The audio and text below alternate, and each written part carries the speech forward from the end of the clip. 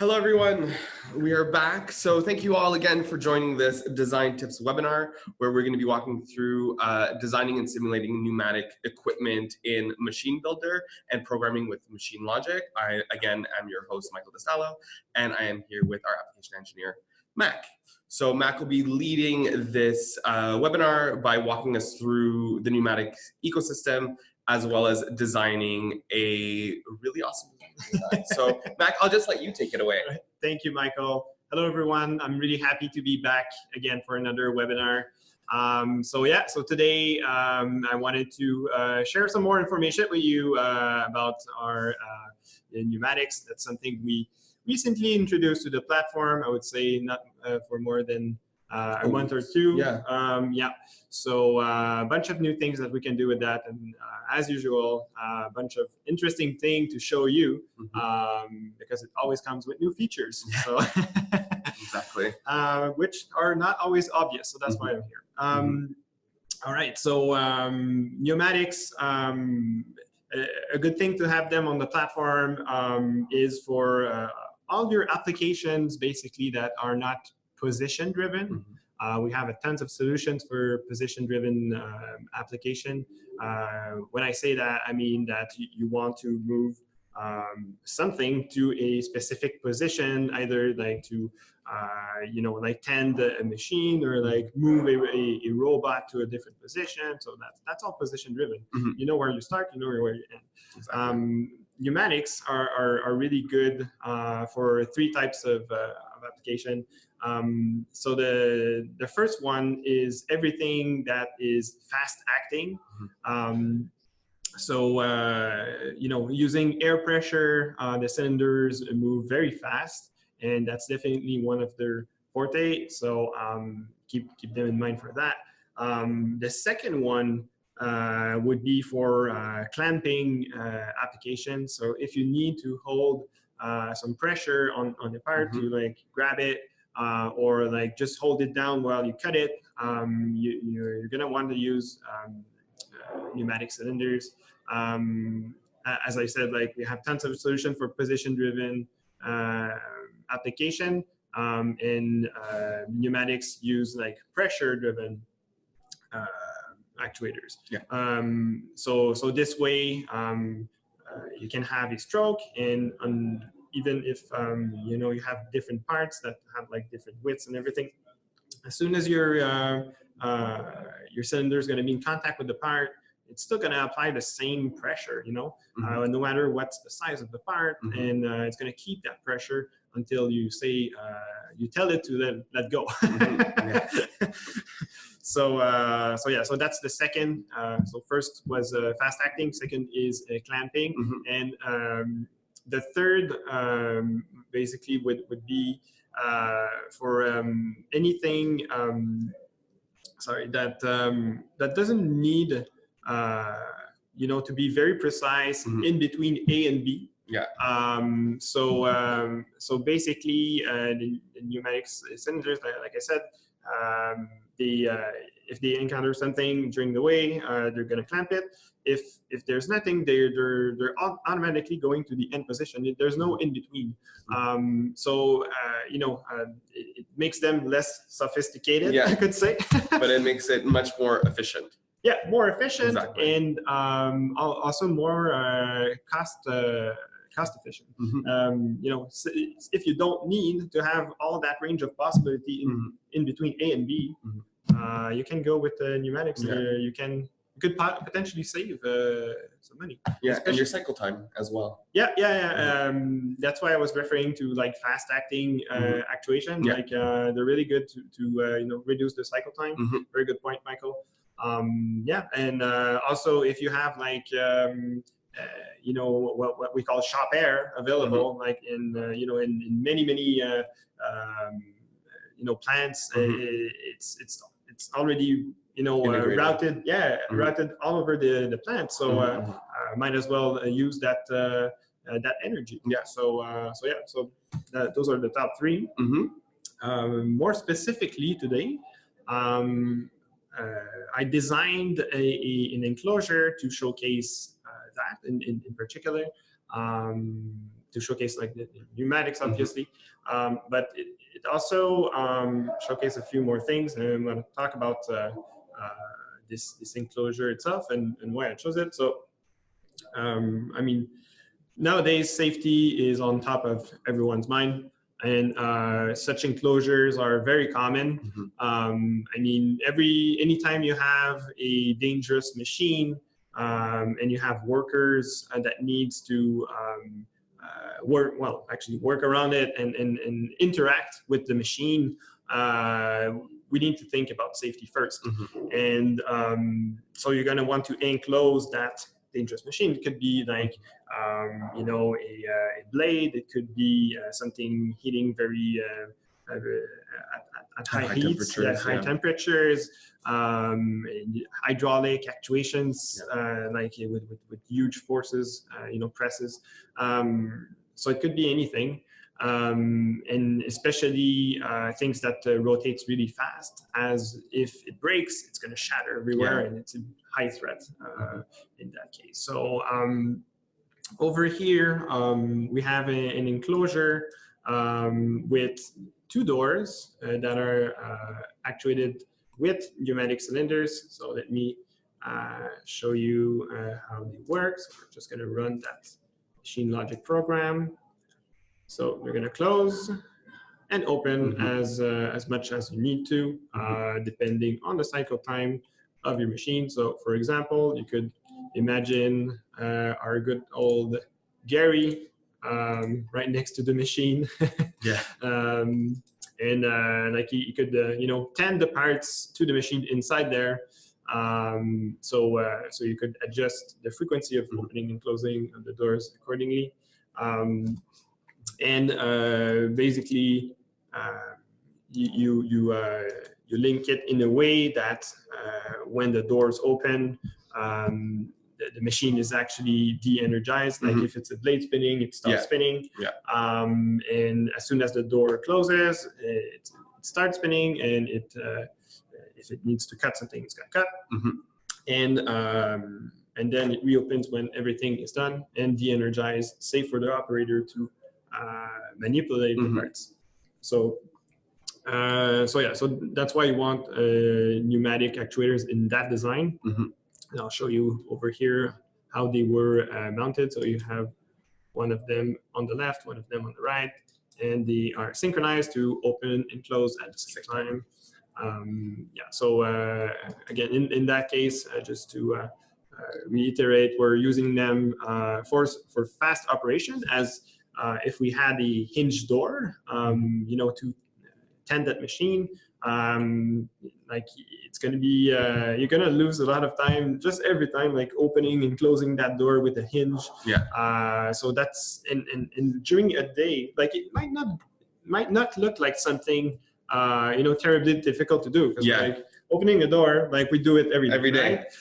But doing it on repetition, that is different, and it adds to that cycle time. That's the point. That adds to the cycle time, but not only that, like your operator is going to need to open and close the door like what, 1,000 times a day. That's it. Yeah, that's ridiculous. I mean, so it also could be very damaging to the hardware. You use the hardware a lot more often. Yeah, exactly. Open, close. So especially if you have switches, where with a topic that we'll cover later today. So lots of good points, Michael, like protecting the hardware, protecting our workers, keeping them in good health. In that case, very good application for pneumatic. So you will also see that we have safety doors and maybe like new components that you haven't seen on the platform before.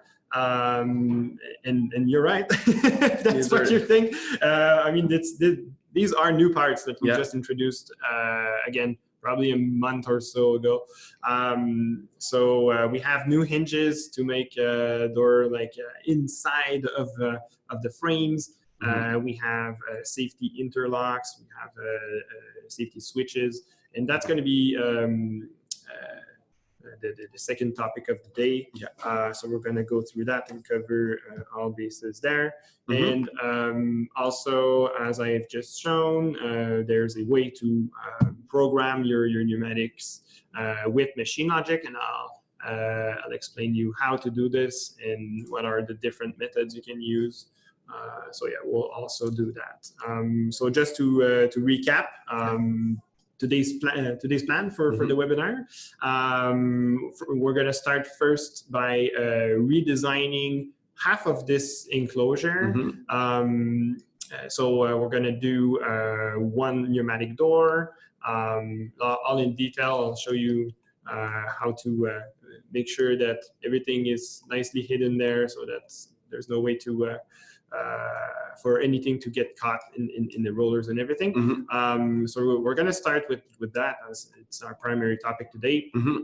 And then once we're done with doing half of the top part, we'll tackle the safety doors and switches, all that ecosystem that we added to lately, and after that we'll take some time to go through the program. Yeah, go through the program and make sure that you're able to get those cylinders moving, just like I did over here, because there's a few things to consider. Yeah, that are a bit different than the other actuators. Okay. So make sure to go through that. Perfect. All right. So before we jump, any questions so far? Well, I'm gonna let everyone know that. Yeah. So during the session, we are always open to receiving your questions. At the bottom of your Zoom menu, you will notice that there's a Q&A box. At any time, please feel free to write any questions that you have for myself or Mac, and we'll be sure to get to them during this webinar. So again, just type your question. We will get to it in real time as Mac is designing. If it's particular to a certain design, a certain part, or something unrelated to this, please please send it through the Q&A box, and we'll get to it as soon as we can. So let's kick it off, Mac. All right, let's get to work. Thank you, Michael. All right, so I'm switching to another design that I prepared with, a few blanks to fill. So this way we only have to design half of it, because we have a lot of things to cover today. But before we get into really like finishing this design, there's a few components that you need when you start designing with pneumatics. So first one is going to be the machine motion, the same machine motion that you already know and love, I hope. Yes. Again, making sure that the programming and the execution is as simple as it can get. So you're going to need to insert one of those in your design. Second thing is that you absolutely need a digital I/O module, as the communication between the machine motion and the pneumatic manifold is going to be made through this I/O module, as it doesn't send, for example, a count of steps like a number of pulses like it does for the stepper motors. It's just going to send an I/O signal just saying on and off to the different valves. So so digital I/O. Then as I already mentioned, it's going to be connected to this manifold, so you need that as well. So if we go in the parts browser into pneumatic, we have a section especially for pneumatic. So we're going to see in the second section over here, you have choice between 1 to 4 valves. Here I have a 4-valve unit. For this application, it's not going to be necessary. I mean, it's something that a lot of our customers choose to go with, because they tend to be not very expensive, and many of our customers think that they're going to need to add more cylinders at some point, so might as well go. Why not have all of them? Yeah, have all of them already with you. But again, we could have chose to go with a 1-valve like this one for this application, as you're going to need a valve per movement that you want to create. In that case, yes, there are two actuators, there are two movements, but they're synchronized. So they push together and they pull together. Yeah. So so one valve is sufficient in that case, and you're going to need like a splitter to route your pneumatic pressure to cylinders. Yeah. So we'll keep the 4 valves in for now. And the other component that you absolutely need to control the pressure in your pneumatic system is that pneumatic air prep station. And also I want to mention that it is equipped with a shut-off valve, so adding a bit more safety, you know, on top of your e-stop that is located on your MachineMotion. You also have a air pressure shut-off valve in case you wanted to shut the pressure.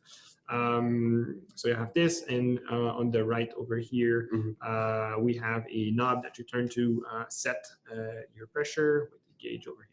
And it all attaches and comes with, all attaches to our extrusions and comes with the associated screws. You don't have to think about that, just like any plates or any parts that we have on our website. And all the tubing as well. All the, yes, good point. All the tubing comes with it. I mean, you can click on the parts like the cylinders and the air prep to see how long we have. I mean, it's reasonable length. It's going to you know, accommodate most of your projects, but make sure to take a look at the length. So if for some reason you have something that needs to be very, very far away from the air prep, make sure to let us know so we can provide you with the right length. So that's all you need. Of course, you need a pneumatic cylinder. So that goes without saying. And we have 2 sizes right now. We have a 100 millimeter size and 200. So depending on the length of the stroke you need. They connect to any Vention extrusion through this push block. So if you click on that push block and just move your mouse on the cylinder, it's going to find its way to the end. This, reinsert it. There you go. And you can do the same thing with the other one. And also, even before you start like programming it with MachineLogic, you can see it move and see like I said, the point A and point B using the TDOF. So if you click either on the cylinder itself or on the push block or the extrusions that are attached to it, and make sure to toggle between the different degree of freedom. But in that case, the second degree of freedom is going to give you the ability to extend it just by sliding it with your cursor there. So that can be useful when you're trying to size your design. Otherwise, a good thing to know is that if your design has space constraints and needs to be very, very compact, you can flip the sides of the brackets, so they can be attached like this instead of like we have them right now. And you're gonna see that right now it would interfere with those fittings, but that can be solved by just like flipping, rotating the cylinder like 180 degree from what we see here, or even just 90. Like they are fully symmetric, so they can be pivoted on any side, so giving you space for those brackets. It's going to be a little bit more challenging to install the screws under there, but it is possible. Yeah, definitely. So yeah, that's about the electric cylinders. I'm just going to remove them from here so we don't get mixed up with MachineLogic. So yeah, that's pretty much everything there's to know about the components themselves. Now I think we can jump into the design. Let's do it. So looking at this left half, we need to have two gantries to guide our movement, as the cylinders are not manufactured to withstand a lot of radial pressure. It's really made to handle actual pressure, actual force. Sorry. So in this case, you want to have all of this door to be, you want the weight of that door to be applied on the gantries and the wheels instead of the shaft of the cylinder. So yeah, we have two gantries over here. We have rollers, which are going to be eccentric so that you can adjust them and make them very snug against the extrusion. And the rest is framing and pads. What you want to do first is that you want to build your frame at first and really space it as you need your enclosure to be. So in that case, I have around 12 inches of opening in height, and I chose to go with two times 200 millimeter cylinders, so about like 16 inches wide, so giving more than enough space for Gary to manipulate the parts. So that's the first thing you need to do is build that frame. Second thing will be to position your gantries. So I'm going to start with the rollers. You can add the rollers directly on a face of the extrusion, and then you can insert your gantry. And if it goes into that direction, you're going to see that the flat spot of the eccentric is vertical, so the gantry is going to go in the same way. We just want to make that horizontal like that, so we can position it in the right position. There we go. So like this. And over here, I mean, I could make a copy of the roller and insert it like from an angle. But it's going to be much simpler if I remove this panel. And if I don't want to delete it, there's a quick way to hide them. So you just go into settings, and then you go into visual display, and you untick show panel. They all disappear. They're gone. You can find some more room to work.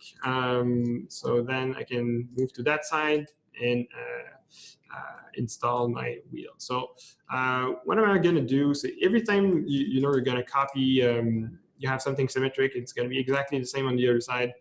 You can just like quickly select it and use your shortcuts, Control-C, Control-V. Then I would encourage you to move, to orientate your sub-assembly in the right orientation to kind of like give a hint to the MachineBuilder of what you want to do. Doesn't need to be closer. I'm just moving it because it's going to be easier for me to drag and drop. But then you can just simply drag the wheel, drop it on the face, and it's going to be super easy to accomplish. Yeah. So then we want to add this extrusion over here. So you want to shoot for a hole. I know sometimes this can be pretty difficult, but the MachineBuilder takes into consideration that those holes are counterbore and are going to be used to attach your extrusion. So you see that it's not all the way flush, but no worries. You can just slide it to the right spot. Now I would just make sure that it's connected to the bottom gantry. As you can see, it wasn't connected automatically, and it doesn't give me the ability to do so. So it means that there might be like a 1 millimeter difference in between the two of them. No worries, we can just take this sub-assembly, detach it from this extrusion temporarily, and just drag and drop. always come back into the 45mm increment, and then drag and drop your gantry on the face of the extrusion, and move it with the right increments into place like this. Perfect. And even if your wheel is not connected to this extrusion, it doesn't matter. You just need to have like one set of wheel that is like logically connected for it to for everything to work properly. So so you don't need that. So now this is connected, and you see as I'm doing, like if you already have you know the length that you want to use available somewhere else, it's much faster to just click on it and use the I key on your keyboard. So that's what I like to do all the time. So it saves a lot of time. Yeah. So over here, I'm just creating this door, and we can save the plates for the end. So now at this point, I think I want to add my cylinder. So what I'm going to do is that I'm actually going to use this push block first, position it at the same place over here, and then attach the cylinder like that. And you can see it's a little bit off. So I think what I'm going to do is use my wheel to move everything into place. So you just need to select the wheel and then select the second degree of freedom to move everything that is attached there. Like that. Okay. And then this time we want to attach the cylinder to the structure as we intend to make it move with MachineLogic, so it needs to be fixed on something else if you want to actuate it. So we're gonna say it might be already attached. So highlight connected parts. It doesn't seem to be. Okay, so if it doesn't give you the ability, again, there might be a 1mm difference. I'm just gonna do it the other way, and move it over here. See if we can attach them. No, okay. So in that case, we're just going to reselect this whole thing and then detach it. Okay. And reattach it on the end of the cylinder. So now everything should be nicely attached. There's all these little tricks that you can start figuring out. Yeah. If it doesn't attach this way, you could attach it this way. If it doesn't, ungroup all of this, and it's going to move together. Exactly. That's perfect. Yeah, that's why I wanted to have this webinar today, just to show you all of those quick tricks that might be challenging at first, but once you know them, it goes so fast.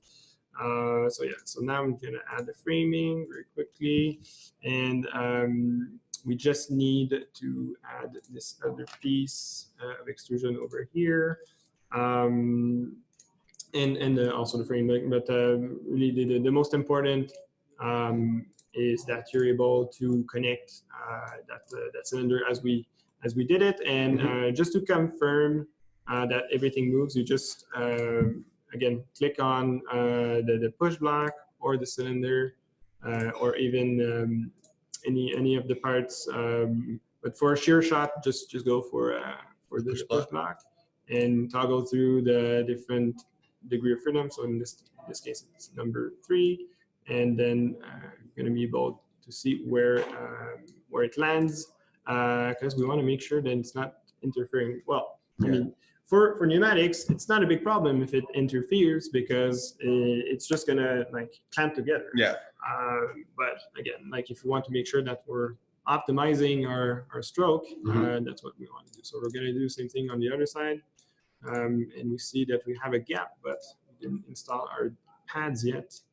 But it seems like we still have a gap. So that's important though, because like if we leave that gap, it's a safety hazard. Exactly, it's a safety hazard. So we're gonna move this whole thing using this one. Yeah, there we go.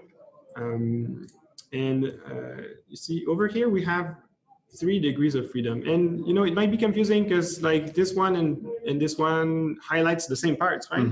And the reason why I was able to quickly find which one makes the whole thing move, and not just the end effector, if I may call it so, the door actually, is the length of that cursor. You see, like here, I'm able to move all the way from here to there.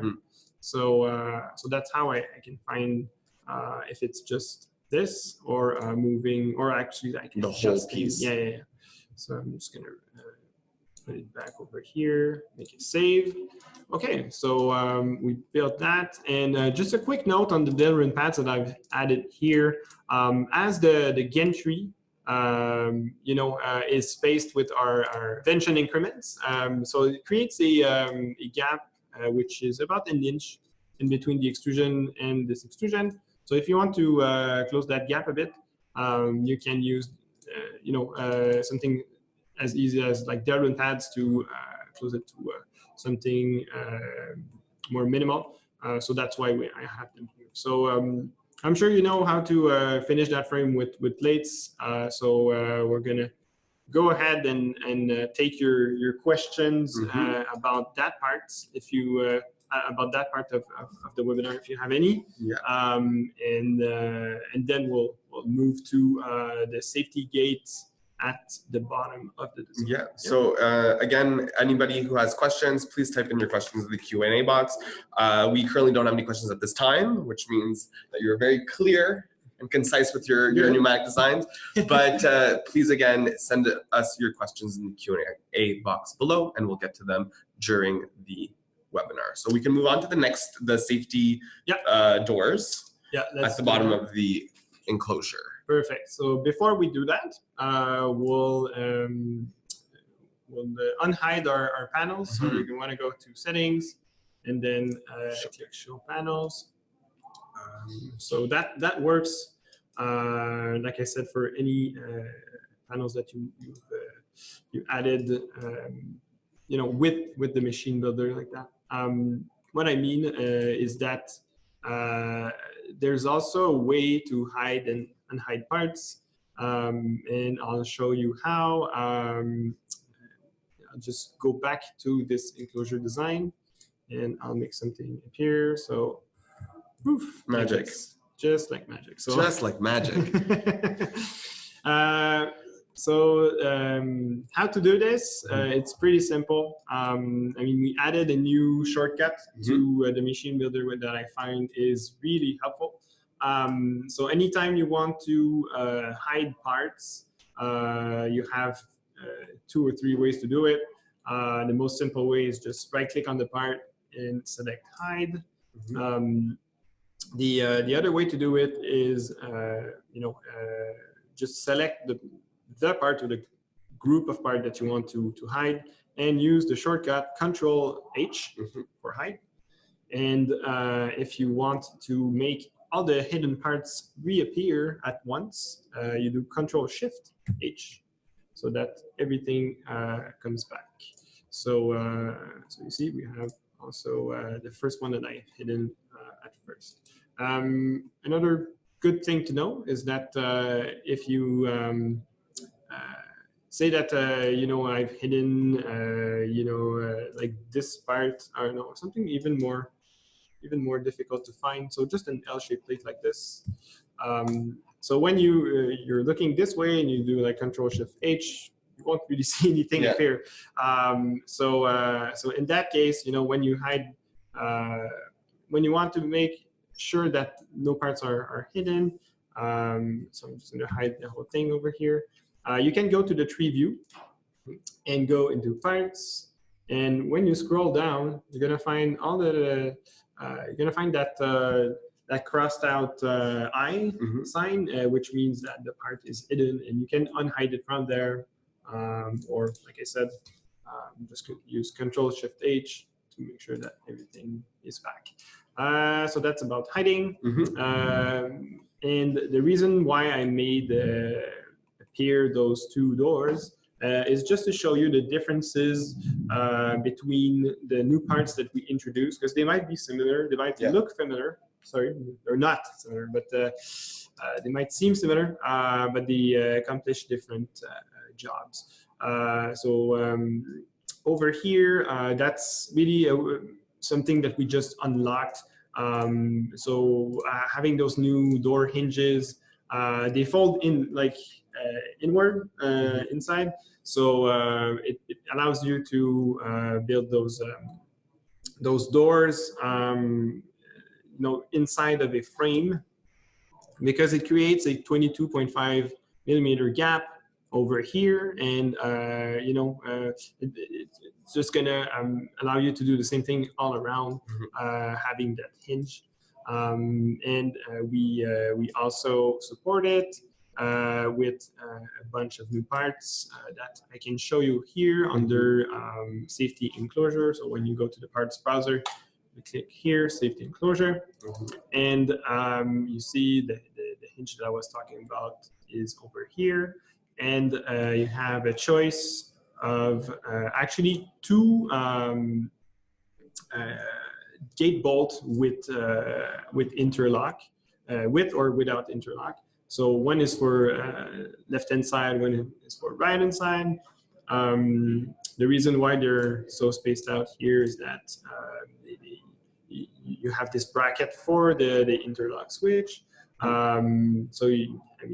There's many ways to design this. If you want to have the handles at the same height, you could make that extrusion a double, so then you can have them side by side.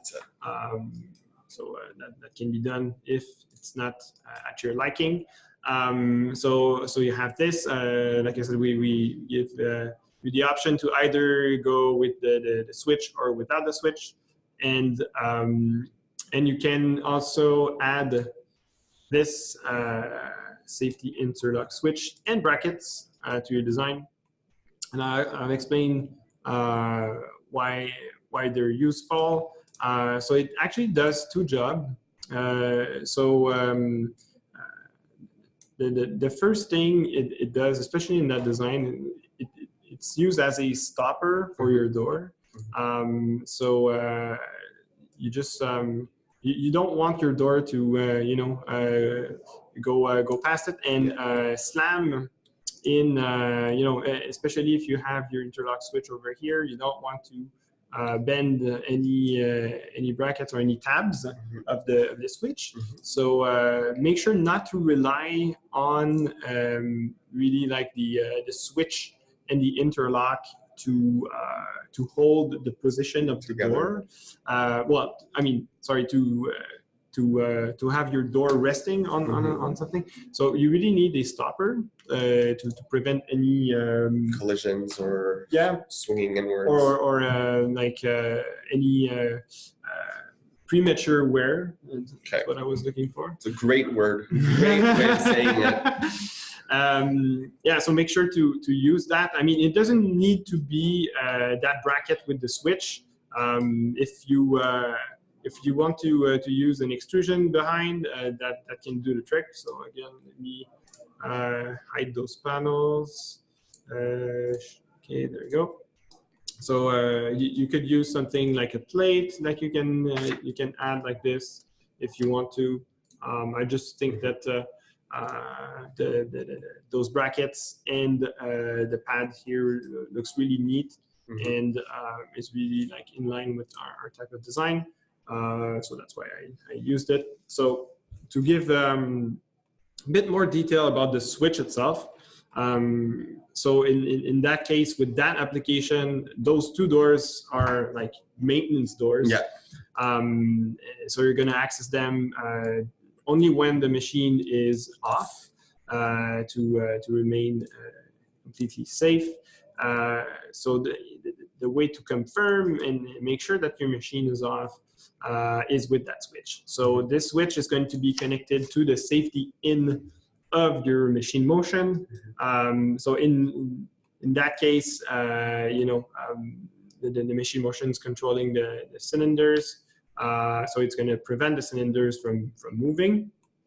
So as soon as you open the door, it's going to deactivate all of that. And also, so the stopper, the switch, that's my train of thoughts over here. Oh yeah, the machine. Yes, that's where I was going. Yeah. So not only it needs to prevent the doors from moving while you're working in there, but you also need to prevent the machine from turning or whatever, operating. So I mean, make sure to find a, to interconnect your machine motion to your machine. So this way, when you open that door, whether the machine is is off or on, good point, or is provided by Vention or not. Make sure that it turns off when you open the door using again the switch. So that's where I was. Going back to the door. So so basically all of those new parts really help with that. The reason why I have other models over here is that we still have those hinge on the platform, the previous hinges. Yeah, the previous hinges. If you want to use them, so you're only going to be able to use them with doors that are outside of the frame. And the reason is that they don't bend enough, as much as those hinges do. So they kind of be placed inside like that,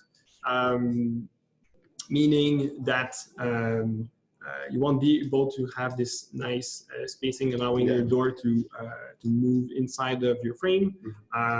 Otherwise, you would need to create that frame inside that door inside of the outside frame, which means that you have lots of surfaces in contact, and it's going to be very, very difficult to open and close. So technically, like, you would need to modify the length of the extrusions, like by a few millimeters, to make that happen. And with Vention, we're here to make your life easy. So we don't want you to have to do that. So the way to go around this would be to design it like this. So you can design your door on the front face of your frame. So this way you don't end up with that problem. And then it closes with the latch like this. So when you build that door around that frame, you will notice that, like, all the parts are going to snap to the frame like this if I force the connection between those two. And you're gonna want to try to move your door, but you're never gonna find your degree of freedom. So the way to do it is just go on top view and just draw a rectangle from right to left, so that everything that your rectangle touches will select the part. So you see I have everything selected that that concerns my door, and then I'm just going to make a right click, detach parts, and the only thing you need to do is reattach your hinge. So whoops, wrong button. So make sure to select the hinge and the one extrusion of the frame, attach them, and then you can even click on the handle or any parts of your frame to move that door. Over here, that's a similar configuration as this one, but with the doors in front of the enclosure. There's a little trick that you can do just to avoid the two doors from banging into each other. Because over here it's such a wide opening that we don't want to have one full door and just like one handle at this end. It's gonna apply too big of a moment on those hinges, and it's not gonna be good for durability. So you want two doors, and the way to do that is that you can make one of the extrusions to be slightly shorter, like this, so it would fit inside of the two extrusions here, and allowing you to adjust it. And actually, if I go back, so you're just gonna want to move it inside by not more than 3 millimeters each side. and you're going to be able to freely open them up and close them up. Yeah, and for those who have used our grab latch before, I'm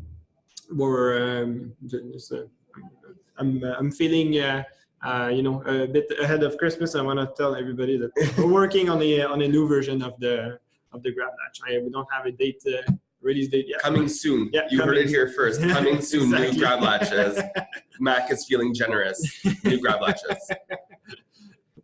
So yeah, that should also help making our kind of doors like this much more heavy duty. But again, if you use that kind of design, you don't need to use the grab latch, as you can use the interlock. So you already have another solution to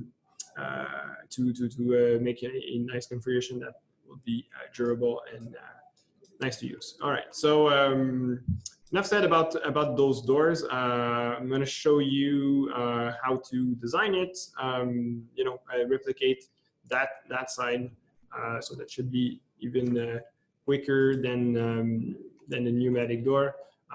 So in that case, what I like to do is build my frame, my door frame, like outside of the enclosure. Like I build it like externally. So I'm just going to select the length that I need, just like I did before. So I'm going to do the same thing, create my frame. You're going to want to add those hinges. And the tricky part is that when you insert your hinges, they're going to be open, fully open. So when you're building that type of door, you want to fold them at first. So click on the hinge, click RDOF, and then fully fold it. We're going to do the same thing with this one. Yeah, honestly, you just need to do that with one. You don't need to do it with the two of them. But same like the wheels. Yeah, you just need one to be latched on. Yeah, exactly. Correctly for it to show the degree of freedom. So you just need to add your shift plates, and you see here what I was telling you before, to always come back to 45mm increments. So I didn't do it, and I got punished. So there you go. So you see how easier it is. It just snaps. Yeah, it finds automatically that it's a 90-degree angle, and it's going to snap right away. So over here, we can just find this safety interlock, and you can attach it either to this extrusion or your door frame. So in that case, I think it's just easier to put it here, and because it makes more sense that our door moves freely. And we'll have this, that, and we just need this handle over here.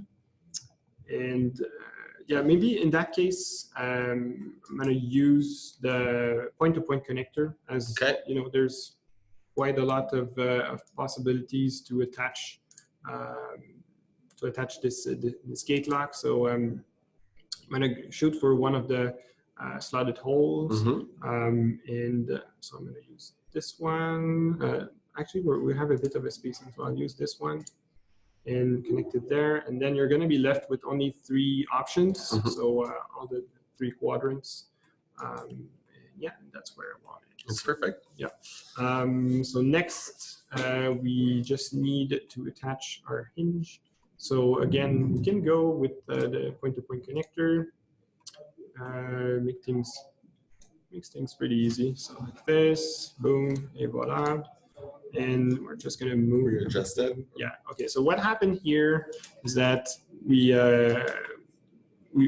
shoot it for a point that connected our extrusion to this one, actually to the outside frame. So we're just going to need to detach individually the parts, those parts that were attached together. There we go. Because like every time that you insert parts in your design, it's going to look for opportunities to connect the parts. To put all of them together. Yeah, exactly. Making your life easier in most cases. In that case, it's making our life a little bit harder, but it's it's usually very easy to do. Another thing that I could do is just like Control Z and do it again.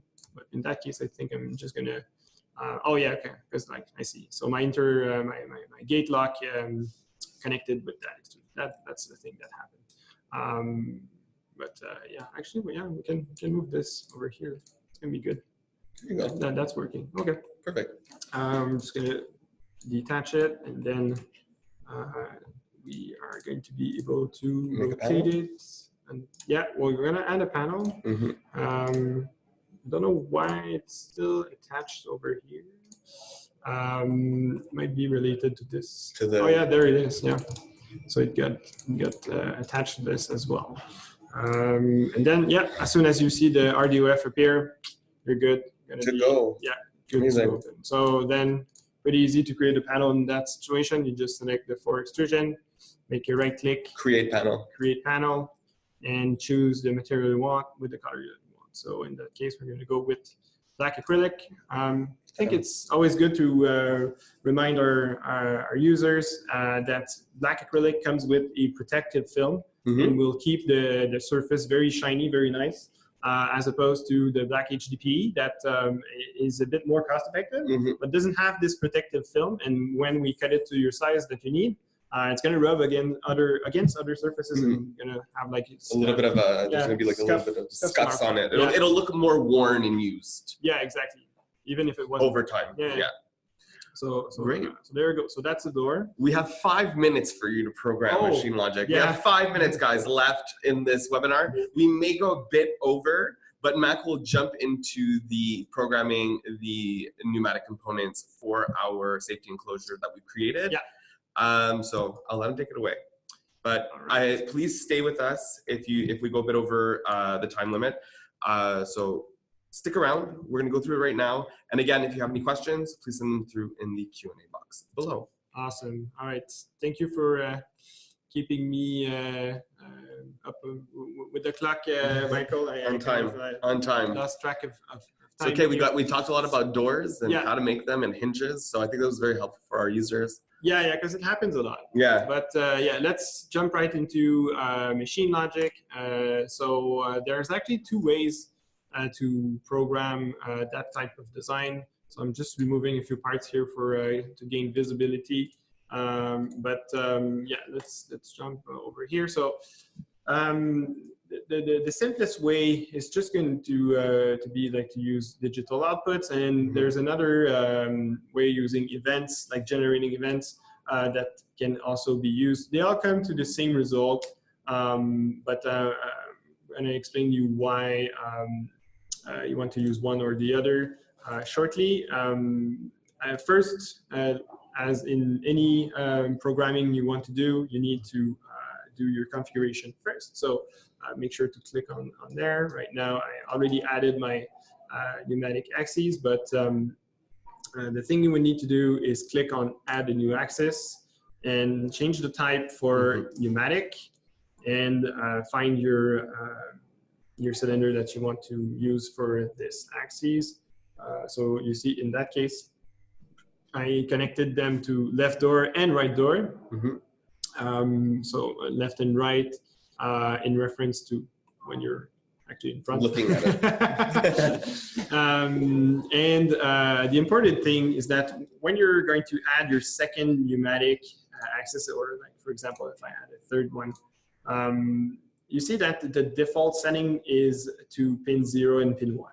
So that's the thing that you need to be really careful with. So the first one can remain 0 and 1, and the second one will need to be 2 and 3. So why you have 0, 1, 2, and 3? The reason is you have 4 outputs per digital I/O module. So that's why you see here digital I/O 1. In that case, we have 2 cylinders. They all need 2 signals. So like 4 is enough. It's just enough. So if you have more, you're going to need another I/O module, and then you'll coordinate that. Exactly. So so over here, our left door is using 0 and 1, right door 2 and 3. So once this is done, you can start, you can add an application, add some sequences, and you're going to land here. So that the way you're going to actuate your pneumatics will be through digital outputs. So the first method is simply using digital outputs. The advantage of that method is that it's very straightforward. As you can see, you can build everything in one sequence. So over here, my first output, so you're going to click here to add an output like this. Whoops, and you're going to want, I think my page was open for too long. Sorry about that. So you're going to have the choice to have digital output or generate event. You want to keep digital output. Use your choose your device. In that case, we only have one, so we're going to stick with one. And you choose your pin and value. So let me get back to the top of the sequence. The first thing that I want to do is close what will be, I think, the left door. Yeah, there we go. Yeah. Left door and right door. And you know what? Like the hesitation that I just had, that's the con of that method, is that it's kind of hard to remember which one is which. Yeah. And that's why using events will be beneficial, and we'll get there right after this method. So, so first thing we want to do is move the left door. So left door to push, can go back to the configuration. Push is pin 0. So we're going to select pin 0, and value is going to be 1. 1 means activate, 0 means deactivate. Yeah. So activate will be push, deactivate will be release the pressure. Doesn't mean pull, just means release the pressure.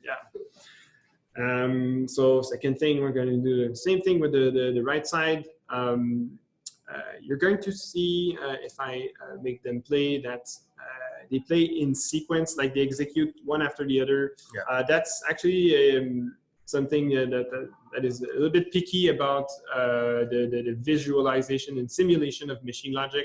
In reality, even if they are like on 2 lines, they're going to be executed so fast that it's not going to make a difference in between, like, it's not going to make a significant difference in between the time that the left and right door starts. You're going to see them starting at the same time and closing at the same time. Just like we saw at the beginning of the video, it's going to perform the same way.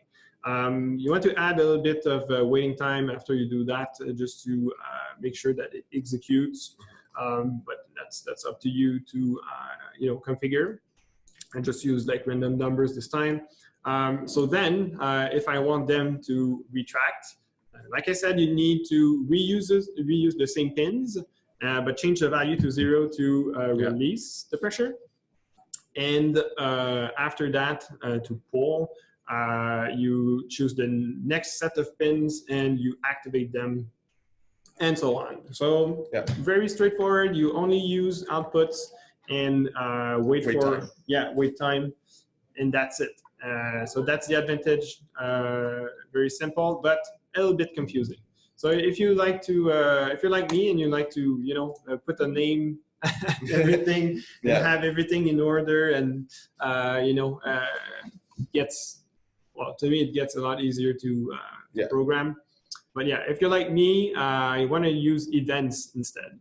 So it's a little bit more complicated, but again, I'm sure that's nothing that you're not able to do. Yeah. I'm sure it's pretty straightforward at the end to do that as well. Yeah. So basically, you have a master sequence where you're gonna call your move when you're gonna say like, I want this to move, this to close, and then you have like